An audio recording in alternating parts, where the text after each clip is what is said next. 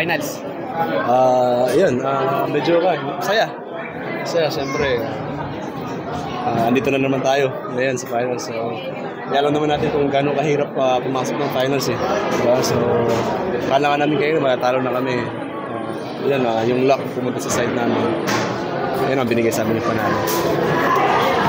Pero kung natirahan ka ni LA no Game 6, anong medyo naman mo? Wala na. Siyempre, nung una, before na ini-inbound yun, sabi ko, kuya, kaya pa pala eh. Kasi pagpasok niya, nag-immediate impact agad siya eh. Pero nung na-shoot niya yun, na-realize ko, parang, grabe, parang di ako pinatulog ng one day. Kasi ng overnight, di ako nakatulog talaga. Sabi ko, gusto ko bumawi. Hopefully ngayon, nanalo kami sa on-air race na yan. Yun lang si Chris Ross, ano masasabi mo dun sa performance na Vintage. Legend, Chris Ross. Yun ang masabi ko sa kanya eh. Siya yung bumuhay ng team namin ngayon kanina eh. Nagsimula sa depensa niya eh. Kaya yun, sumunod na lang kami sa kanya. Pero kasi di ba nung huling Philippine Cup Finals, yun nga, nasa na tayo ng Meralco in 6 games. How do you like yung prospect lang ngayon of bouncing back against TNT?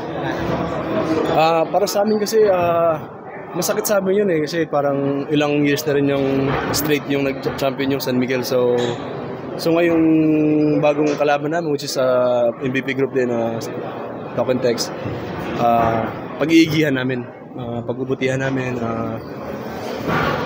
back to drawing board, scouting report, more videos na about sa kanila, learning kami about sa gagawin nila so we can apply it to the game. Ayun na, kami ready naman kami lahat, excited.